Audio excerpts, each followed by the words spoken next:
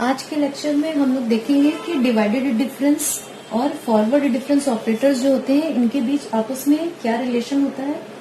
हम लोगों ने जो फॉरवर्ड डिफरेंस की डेफिनेशन पढ़ी थी उसमें एक कंडीशन थी कि जो x की वैल्यूज हमें पता होती थी x0, x1, x2, xn, ये जो है वो इक्वली स्पेस्ड होती थी विच इंटरवल ऑफ डिफरेंसिंग h, सबके बीच h का डिफरेंस होता था। ठीक, और लेकिन जो हम लोगों ने डिवाइडेड डिफरेंस पढ़ा था उसमें ऐसा कोई जरूरी नहीं था। हमारे जो आर्गुमेंट्स थे एक्स की वैल्यूज थी वो अनइक्वली स्पेस्ड भी हो सकती है। तो अगर हमें डिवाइडेड डिफरेंस और फॉरवर्ड डिफरेंस जो है उनमें दोनों में रिलेशन चाहिए तो हमें एक कंडीशन फिक्स करनी होगी, यानी हमें एक पर्टिकुलर केस लेना होगा कि जब हमारे जो आर्गुमेंट्स हैं वो क्या है, इक्वली स्पेस्ड। क्योंकि फॉरवर्ड डिफरेंस ऑपरेटर जो हमारा है वो अनइक्वली स्पेस्ड आर्गुमेंट्स के लिए डिफाइंड नहीं है। तो अगर हमको दोनों के बीच रिलेशन चाहिए तो हमें ये केस लगाना होगा कि हमारे आर्गुमेंट जो है वो क्या है, इक्वली स्पेस्ड है सभी, यानी x1 माइनस x0 जब हम करते हैं तो वो वैल्यू भी h है, x2 माइनस x1 करते हैं तो वो वैल्यू भी h है। ठीक, xn माइनस 1 करते हैं तो वो वैल्यू भी हमारी h है। सारे पॉइंट्स इक्वली स्पेस्ड हैं। तो ये कंडीशन हम लोगों ने लगा दिया दोनों के बीच रिलेशन निकालने के लिए। अब क्या करते हैं, हम डिवाइडेड डिफरेंस का फॉर्मूला देखते हैं। द फर्स्ट डिवाइडेड डिफरेंस देखते हैं कि फर्स्ट डिवाइडेड डिफरेंस और फर्स्ट फॉरवर्ड डिफरेंस, पहला ये देखेंगे इन दोनों के बीच क्या रिलेशन। ठीक, तो फर्स्ट डिवाइडेड डिफरेंस जब हम लगाते हैं corresponding to the argument x0 and x1, इसको कुछ इस तरह से भी हम लिखते हैं। तो हम जानते हैं कि हमारा फॉर्मूला क्या होता है, value of the function at x1, इस पे फंक्शन की value, minus value of the function at x0, और जिस ऑर्डर में फंक्शन की वैल्यूज हमने ली है उसी ऑर्डर में नीचे सब्ट्रैक्शन करते हैं x की वैल्यूज का, यानी नीचे भी x1 माइनस x0 लेंगे अगर ऊपर fx1 और fx0 का डिफरेंस हमने लिया। इस तरह से हम लोगों ने लिख लिया। अब इसे हम क्या लिख सकते हैं, इसको हम लिख सकते हैं delta f x0 divided by h। क्यों लिख सकते हैं, क्योंकि हम जानते हैं कि फॉरवर्ड डिफरेंस ऑपरेटर जब लगता है fx0 पे तो वो क्या करता है, नेक्स्ट पॉइंट पे फंक्शन की वैल्यू, तो x0 के बाद का पॉइंट हमको पता है x1 होता है, तो fx1 माइनस यही वैल्यू यानी fx0। ठीक, ये वैल्यू ये होता है हमारा definition for forward difference operator. तो इसकी हेल्प से हम क्या कर सकते हैं, ये वाला जो है इसकी हेल्प से हम लिख सकते हैं delta fx0 divided by h। कैसे आया, क्योंकि हमारे आर्गुमेंट इक्वली स्पेस्ड है तो x1 माइनस x0 की वैल्यू हम लोगों ने h लिख दी। यानी हमारा first difference operator, forward difference operator and first divided difference operator जो है उसके बीच हमको क्या रिलेशन मिला, हमें रिलेशन मिला fx0 x1 equal delta by 1 factorial h forward difference operator fx0। अब हम देखते हैं कि सेकंड डिवाइडेड डिफरेंस और सेकंड फॉरवर्ड डिफरेंस में क्या रिलेशन है। तो उसके लिए क्या लिख सकते हैं हम लोग, उसके लिए नोटेशन हमारा हो जाएगा ये डेल्टा स्क्वायर, ये स्क्वायर हो गया fx0। अब 3 आर्गुमेंट्स चाहिए तो x0, x1, x2, क्योंकि सेकंड डिवाइडेड डिफरेंस है तो ये करस्पॉन्डिंग टू 3 आर्गुमेंट होगा हमारा। ये हम लोगों ने लिखा। डेफिनेशन से हम क्या लिख सकते हैं, इन दोनों आर्गुमेंट के करस्पॉन्डिंग डिवाइडेड डिफरेंस माइनस इन दोनों के corresponding first divided difference divided by x2 minus x0, x2 minus x0, ये हम जानते हैं। अब fx1 x2 की जगह हम क्या लिख सकते हैं, हम लिख सकते हैं 1 बाई h डेल्टा fx1, यहां लिख सकते हैं 1 by h delta fx0 divided by 2h। ये कैसे आया हमारा रिजल्ट, अभी हम लोगों ने प्रूफ किया था f corresponding to x0 x1 divided difference corresponding to x0 x1, ये वैल्यू हम लोगों ने निकाली थी 1 बाई h डेल्टा fx0। ठीक, तो ये वैल्यू पूरी तो हम लोगों ने इसी से लिख दी। ठीक, अब क्या किया, यहाँ पर x0 और x1 की जगह हम लोगों ने नेक्स्ट लिखा x1 x2। तो जहां भी हमारा x0 था वहां पर अब x1 हो गया, यानी ये हमारा फिर नेक्स्ट ये इसकी वैल्यू भी हमें मिल गई। x2 माइनस x0 की वैल्यू 2h है, क्योंकि x0 से x1 का डिफरेंस जो है वो h डिस्टेंस पे है, x1 से x2 भी h डिफरेंस पे है। तो यानी x2 माइनस x0 जब हम करेंगे तो हमारी वैल्यू 2h आएगी। ठीक, तो इस तरह से हमें मिला कुछ। इसको जब सॉल्व करेंगे तो ये हमारा हो जाएगा 1 बाई 2 फैक्टोरियल h स्क्वायर। ऊपर डेल्टा लिनियरिटी प्रॉपर्टी से बाहर हम लिखते हैं तो अंदर लिख सकते हैं fx1 minus fx0 by linearity property of delta. ये इस वैल्यू को हम फिर लिख सकते हैं क्या, इसको हम फिर लिख सकते हैं delta fx0 by definition of forward difference, यानी ये हमारा हो गया finally 1/2 factorial h square delta square fx0। ठीक, यानी सेकंड डिवाइडेड डिफरेंस और फर्स्ट डिवाइडेड डिफरेंस में भी हमको रिलेशन कुछ इस तरह से मिल गया।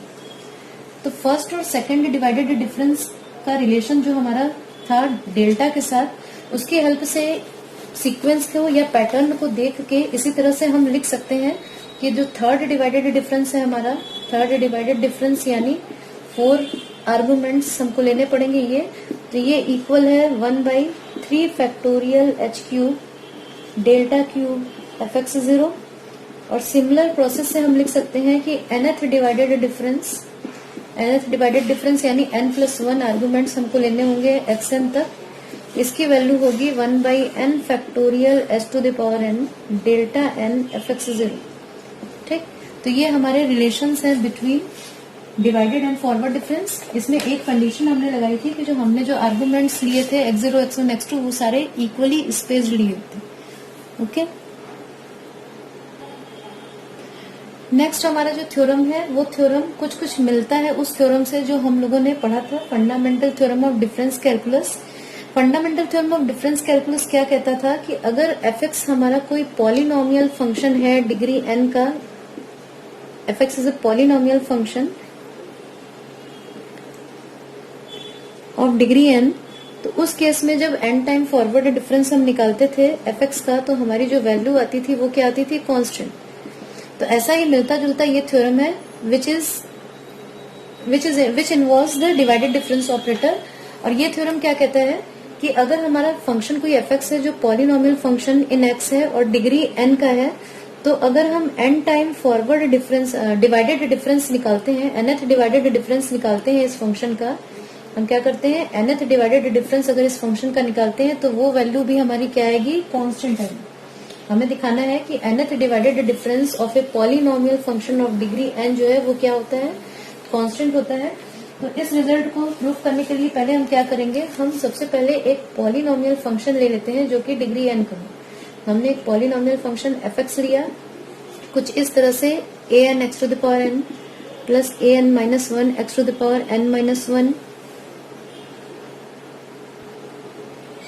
Plus an-1 x⁻n-1 plus an-2 x⁻n-2 plus ये लास्ट में हमारा a1x और एकदम लास्ट टर्म हमारा a0।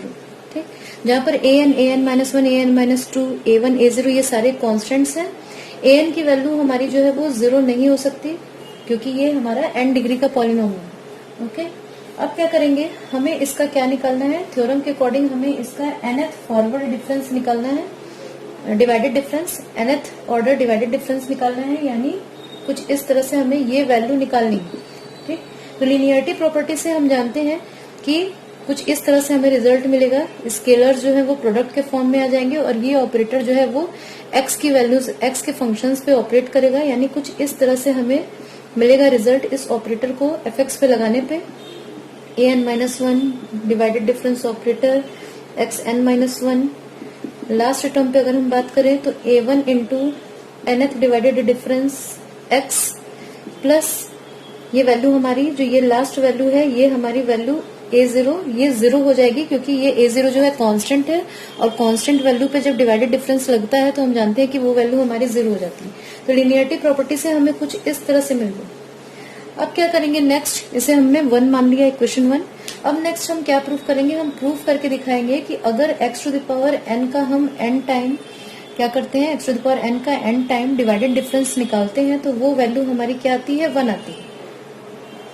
और अगर उससे ज्यादा टाइम अगर हम डिवाइडेड डिफरेंस निकालते हैं तो वो वैल्यू क्या होती है, 0 होती है। ये दो रिजल्ट हमारे जैसे ही प्रूव होंगे तो क्या होगा, हमारी जो ये वैल्यू है यहाँ से हमें 1 वैल्यू मिलेगी, ये हमारा पूरा ये क्या देगा, हमें 1 देगा और इसके बाद के सारे टर्म 0 हो जाएंगे क्योंकि हम देख रहे हैं कि जब भी यहाँ x पर जो पावर है वो अगर फॉरवर्ड डिफरेंस के ऑर्डर से कम है, x का जो पावर है और बैकवर्ड डिफरेंस बैकवर्ड नहीं डिवाइडेड डिफरेंस का ऑर्डर जो है अगर वो x के ऑर्डर से अधिक है, x के पावर से, तो ये वैल्यू हमारी 0 हो जा रही है। और दोनों अगर सेम है, डिवाइडेड डिफरेंस पे जो पावर लगा है या उसका जो ऑर्डर है और x का जो पावर है वो दोनों अगर सेम है तो 1 वैल्यू मिल रही है।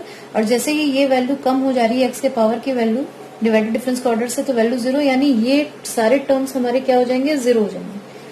ठीक, तो यहाँ से हमें फाइनली आंसर जब मिलेगा वो मिलेगा an।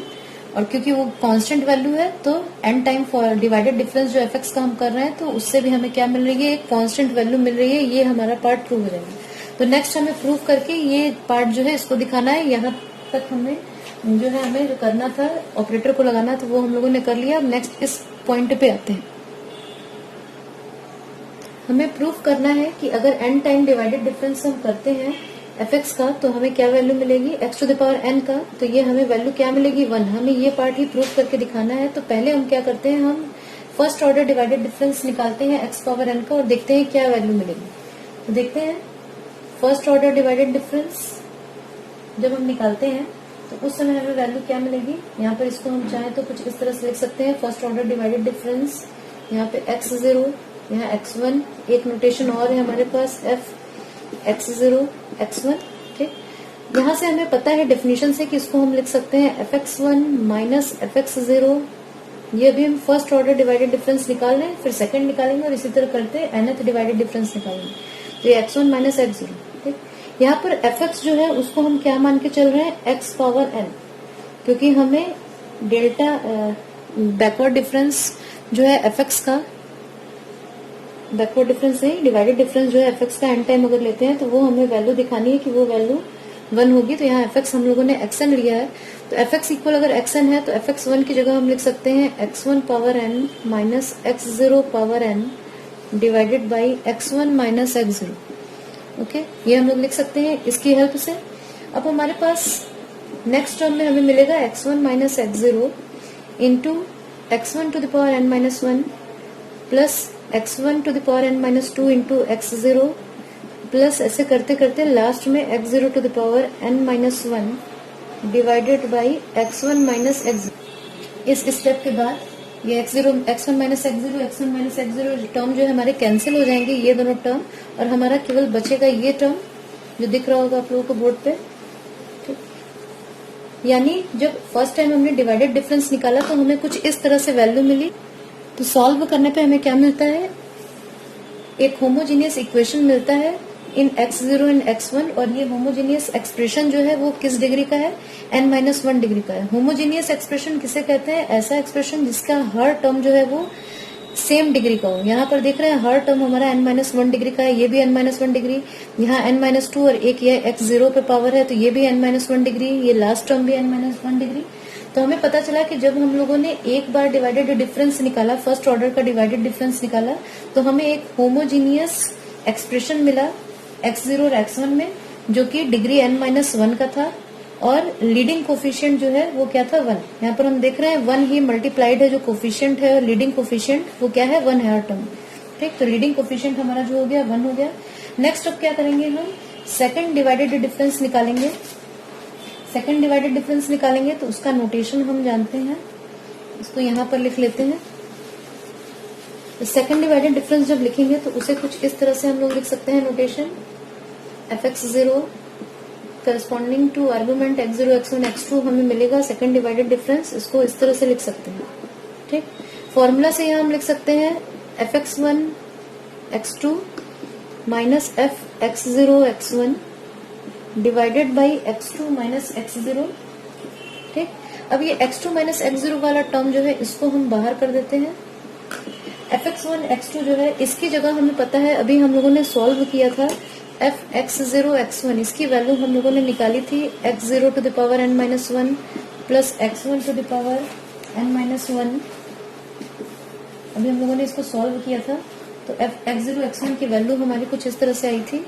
होमोजीनियस एक्सप्रेशन मिला था हमको x1 n-1 plus x1 n-2 into x0 plus last में इस तरह से हमें मिला था x1 into x0 to the power n-2 plus x0 to the power n-1।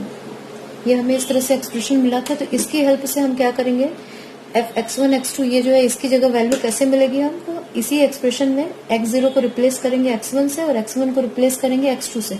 तो हमें मिलेगा x to the power n minus 1 plus x to the power n minus 2 into x1 plus last term हमारा हो जाएगा x2 into x1 to the power n minus 2 और फिर last में एकदम x1 पावर n माइनस 1। ये हमें इससे मिला, तो ये पूरी वैल्यू हमारी इसकी हुई। नेक्स्ट हम क्या करेंगे, ये माइनस साइन और ये f(x0) x1 की वैल्यू पूरी ये जब हम रखेंगे तो हो जाएगा x1 to the power n minus 1 plus x1 to the power n minus 2 into x0 plus इस तरह करते करते लास्ट टर्म, दो टर्म्स जो हमारे हैं वो है x1 x0 to the power n minus 2 plus x0 to the power n minus 1। Okay, तो ये वैल्यू जो है हमको ये पूरी मिली इस फॉर्मूला को यूज करके जो भी हम लोगों ने निकाला था। अब क्या करेंगे नेक्स्ट स्टेप में, हम ये जो टर्म है हमारे वो सारे टर्म, दो टर्म्स जिससे हमें x2 माइनस x0 मिल सकता है, वो टर्म्स जिससे हमें x2 minus x0 as a factor मिल सकता है उनको एक साथ ग्रुप करेंगे, क्योंकि हमारे पास डिनोमिनेटर में x2 माइनस x0 है तो वो उससे कैंसिल आउट हो जाए। तो एक दिख रहा है हमें कि ये दो टर्म जो है सेम पावर के x2 और x0 को इन्वॉल्व भी कर रहा है, तो इनकी हेल्प से हमें x2 minus x0 as a factor मिल सकता है। तो हम क्या करेंगे, इन दोनों को एक साथ ग्रुप करेंगे। तो ग्रुप करने पे हमें मिलेगा x to the power n minus 1 minus x0 to the power n minus 1, ये एक वैल्यू मिली। अब क्या करेंगे, अब देखेंगे x2 और x0 के टर्म कहाँ है। तो ये हम देख रहे हैं, एक ये x0 का टर्म है जिसपे पावर n माइनस 2 है और यहाँ भी x2 का टर्म है जिसपे n माइनस 2 है। तो इन दोनों को एक साथ ग्रुप करेंगे। दोनों में ही x1 कॉमन है तो उसको बाहर रखा और हमें अंदर मिला ब्रैकेट में कुछ इस तरह से। ठीक, तो ऐसे ही आगे भी हम x2 और x0 के सेम पावर्स वाले जो टर्म है उनको एक साथ ग्रुप करेंगे ताकि x2 minus x0 cancel out हो सके फैक्टर मिलने की वजह से। और इसी तरह करते करते लास्ट में जो हमारा टर्म है उसको हम लिख सकते हैं, वो लास्ट टर्म हमें किससे मिलेगा, ये दो टर्म तो हमारे कैंसिल हो जाएंगे और लास्ट में हमारा ये है एक x2 into x1 to the power n minus 2 और एक ये टर्म। ये दो टर्म देखिए, दोनों में x2 और x0 के पावर सेम है तो इन दोनों को साथ करेंगे। दोनों में ही x1 power n minus 2 common है, उसको किया, x2 माइनस x0 बाहर आया हमारा, तो ये हमारा लास्ट टर्म है। अब हर टर्म से हमको x2 माइनस x0 मिलेगा using the formula an minus bn जो हम लोगों ने अभी लिखा था, देखा था, उसकी हेल्प से हर एक ब्रैकेट से हमें x2 माइनस x0 कॉमन मिलेगा और ये x2 माइनस x0 उसको कैंसिल करेगा और फाइनली हमें जो है कुछ एक्सप्रेशन मिलेगा इस तरह से, एक होमोजीनियस एक्सप्रेशन मिलेगा ऑफ डिग्री n माइनस 2 जो कुछ इस तरह का होगा, x to the power n minus 2 x to the power n minus 3 into x0। ये पहले वाले ब्रैकेट को जब हम एक्सपेंड करेंगे, इसको सॉल्व करेंगे तो कुछ इस तरह से वैल्यू हमको मिलेगी। ठीक, सेकेंड वाले ब्रैकेट को जब लिखेंगे और सॉल्व करेंगे तो उससे कुछ हमको वैल्यू मिलेगी। इसको सॉल्व करने में x to the power n minus 3 plus x to the power n minus 4 into x0, last term x0 to the power n minus 3, ये वही a to the power n minus b to the power n formula हम लोगों ने use किया और last में हमारा term यहाँ से बचेगा x1 to the power n minus 2। तो हम देख रहे हैं कि फिर हमें एक होमोजीनियस एक्सप्रेशन, देखिए हर टर्म जो आप देखेंगे तो हर टर्म का जो डिग्री है वो n माइनस 2 है।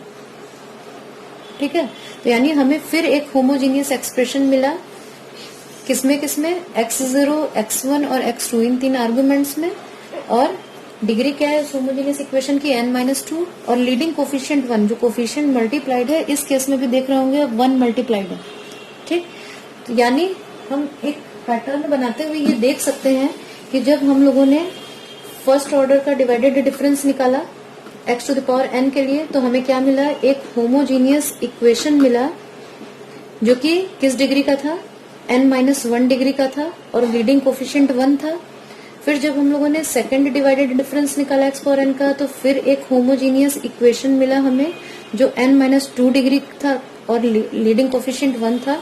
तो इसी सेम पैटर्न को हम देखते हुए कह सकते हैं कि अगर हम nth डिवाइडेड डिफरेंस निकालते हैं तो फिर हमें एक होमोजीनियस इक्वेशन मिलेगा जो किस डिग्री का होगा, जब यहाँ 1 डिग्री का था तो n माइनस 1 मिला था, 2 ऑर्डर का था तो n माइनस 2, तो n ऑर्डर का निकालेंगे तो n minus n।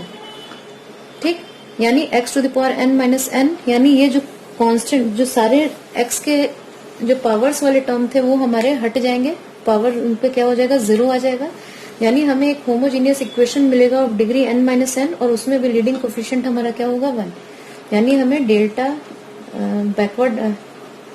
Divided difference nth order का जब हम निकालते हैं x पावर n के लिए तो वो वैल्यू हमारी हो गई 1। और इससे ज्यादा ऑर्डर का जब लेंगे तो वो वैल्यू हमारी क्या होगी, उसको कुछ हम इस तरह से लिख सकते हैं nxn। और इसको जब हम सॉल्व करेंगे तो क्या होगा, डिवाइडेड डिफरेंस ऑफ 1, और डिवाइडेड डिफरेंस ऑफ 1 हमको पता है 0 होता है। यानी x पर जो पावर है उतने ही बार अगर हम डिवाइडेड डिफरेंस निकालते हैं तो वैल्यू 1, और उससे ज्यादा बार डिवाइडेड डिफरेंस निकालते हैं तो वैल्यू हमारी 0। तो इन दोनों रिजल्ट्स को जब हम यूज करते हैं उस एक्सप्रेशन में जो कि हम लोगों ने लिखा था nth divided difference of polynomial function fx of degree n, तो वहां से हमें रिजल्ट मिलेगा an इंटू 1 पहले टर्म से, और उसके बाद वाले सारे टर्म 0 हो जाएंगे, और यानी फाइनली हमें जो रिजल्ट मिला वो क्या मिला, वो हमें an ही मिला। ठीक, यानी n टाइम डिवाइडेड डिफरेंस अगर हम करते हैं किसी पॉलिनोमियल फंक्शन का जो कि डिग्री n का हो तो हमें एक कांस्टेंट वैल्यू मिलती है, और इससे ज्यादा बार अगर करेंगे नेक्स्ट तो क्या हो जाएगा, हमें 0 वैल्यू मिलेगी।